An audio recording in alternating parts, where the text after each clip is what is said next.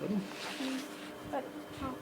हमारा जो टॉपिक है वो चल रहा है एग्रीकल्चर सेक्टर। एग्रीकल्चर सेक्टर में हम आपको बताएंगे during the British colonial rules the conditions of India agriculture was not satisfactory. British rule के अनुसार जो कॉलोनियल थी उसमें जो इंडिया की एग्रीकल्चर की जो स्थिति थी वो संतुष्टजनक नहीं थी, लोग संतुष्ट नहीं थे। फर्स्ट पॉइंट में हम बात करेंगे कि इंडियन इकोनॉमी वॉज ओवरवेलमिंग्स रस्ट एंड एग्रीकल्चर इन करेक्टर। यानी इंडिया की जो इकोनॉमी थी ओवरऑलिंग की हम बात करेंगे तो जो ग्रामीण जो लोग थे वो एग्रीकल्चर पर डिपेंड थे। नेक्स्ट टॉपिक हम बात करेंगे neighbours 85% population lived in village and watch dependence on agriculture. यानी अगर 100 में से बात करें तो 85% जो हमारी जनसंख्या थी वो कृषि सेक्टर पर डिपेंड थी। Despite the large population emerged in agriculture, the economy was still not self-sufficient in foods।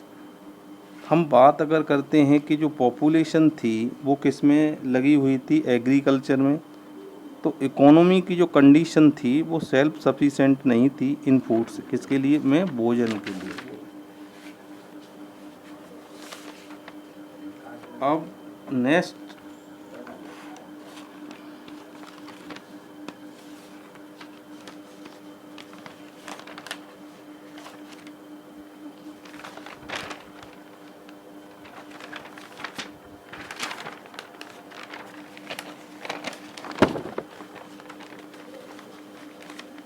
अब मेन बात हम करेंगे कि main reason for the stagnance in the agriculture sector. हमारा जो एग्रीकल्चर सेक्टर था वो स्थिर कैसे हो गया, उसमें सबसे पहले था land settlement system. Land settlement system, what is the means of land settlement system? Under this system ownerships right of the land was the transferred from farmers to zamindars. जो फार्मर थे, किसान लोग थे, वो उनकी जो ज़मीन थी फार्मर की वो किसको दे रखी थी, जमींदार को। और जमींदार क्या करते थे, जमींदार कॉलोनियल हेड होते थे, वहाँ के जो कॉलोनियल हेड थे of the land who collect the revenue from the farmer. वो क्या करते थे, फार्मर से रेवेन्यू कलेक्ट करते थे और वो रेवेन्यू कलेक्ट करके ब्रिटिश कॉलोनियल यानी ब्रिटिश लोगों को ब्रिटिशर्स को दिया करते थे। और वही चीज the collect the revenue of the lagans. वो जो रेवेन्यू है वो हम क्या कहते हैं, जो जमींदार लेते थे वो एक लगान के रूप में कहते थे। सिस्टम्स वॉज अ लगान। नेक्स्ट हम बात करेंगे कॉमर्शलाइजेशन ऑफ द एग्रीकल्चर। जो एग्रीकल्चर थी उसका उन्होंने कॉमर्शलाइजेशन कैसे किया, उसकी हम बात करते हैं। तो productions of the cash crops, उन्होंने क्या किया कि जो फसल चक्र था वो क्या था कि उन्होंने कैश क्रॉप्स का फार्मर्स वॉज गिवन्स हाई रेट। ठीक, फार्मर कैश क्रॉप क्यों उगाते थे, क्योंकि उनको हाई प्राइस दिया जाता था फॉर कैश क्रॉप। और कैश क्रॉप उगाने के लिए उनको क्या है कि एक हाई प्राइस था, जिसमें कैश क्रॉप में हम बात करें कॉटन और इंडिगो। इंडिगो का मतलब ये है नील की खेती करना। अगर नील की खेती करते हैं तो भूमि क्या हो जाता है, बंजर हो जाती है। क्योंकि ब्रिटिश लोगों के अंतर्गत कैश क्रॉप था, क्योंकि उनको तो फ़ायदा मिलने वाला था, तो वो सारे कॉटन्स और इंडिगो को अपने पास में सारे यहाँ से रॉ मटेरियल के रूप में जो इंडिया था वो बना हुआ था, और ये सारी चीज़ें अपने पास में मंगा लिया करते थे। Britishers was them of the raw materials. Britishers ने इंडिया को क्या बना दिया, एक रॉ मटेरियल की तरह यूज करते थे कि रॉ मटेरियल्स जो प्रोडक्शन होगा रॉ मटेरियल्स का वो इंडिया में होगा, और जो फाइनल गुड बन के आएगा वो ब्रिटिश से आएगा। ठीक, नेक्स्ट हम बात करेंगे low level of production, low level of the productivity. हमारी जो प्रोडक्टिविटी उत्पादक क्षमता की लेवल्स क्या हो गई, लो हो गई। इसमें क्या था, लैक ऑफ इरीगेशन फैसिलिटीज़, क्योंकि हमारे पास में सिंचाई की सुविधा नहीं थी, यानी कमी थी। What means of the irrigation of the facilities, so less than of the lack of irrigation. हम बात next lack of the technology, नई नई तकनीक की भी नहीं थी, तकनीक हमारे पास नहीं थी, क्योंकि तकनीक के माध्यम से हम खेती करते थे, वो तकनीक हमारे पास में नहीं थी। और नेक्स्ट हम बात करेंगे अगले पॉइंट पर, वो नेग्लिजिबल्स यूज़ ऑफ द फर्टिलाइज़र, और अधिक मात्रा में फर्टिलाइज़र भी नहीं थे।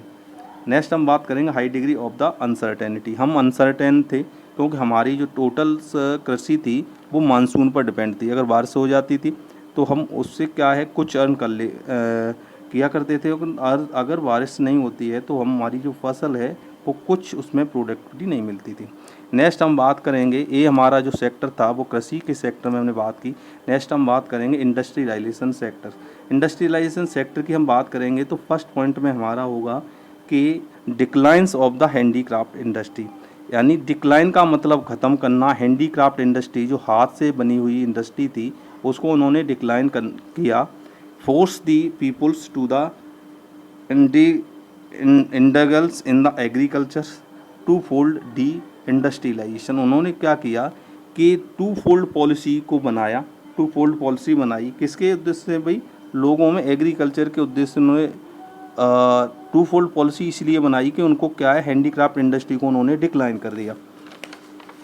नेक्स्ट जिसमें हम फर्स्ट में बात करेंगे कि convert India into the sleeper of raw materials. ठीक है, उन्होंने क्या किया कि जो स्लीपर्स को कन्वर्ट किया किस में, रॉ मटेरियल्स में। नेक्स्ट में बी अगर बात करें, develop India as a market for the brilliance, और इंडिया क्या है एक एज ए मार्केट के रूप में बन के रह गया। नेक्स्ट हम बात करेंगे discriminatory of the trade policy. ठीक, उन्होंने क्या किया कि भाई जो पॉलिसी थी वो उसकी भेदभाव की पॉलिसी थी, डिस्क्रिमिनेशन की थी। फर्स्ट में हम अनरेस्ट्रिक्टेड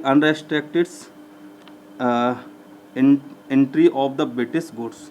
ठीक है, अनिश्चितता थी entries of the British goods.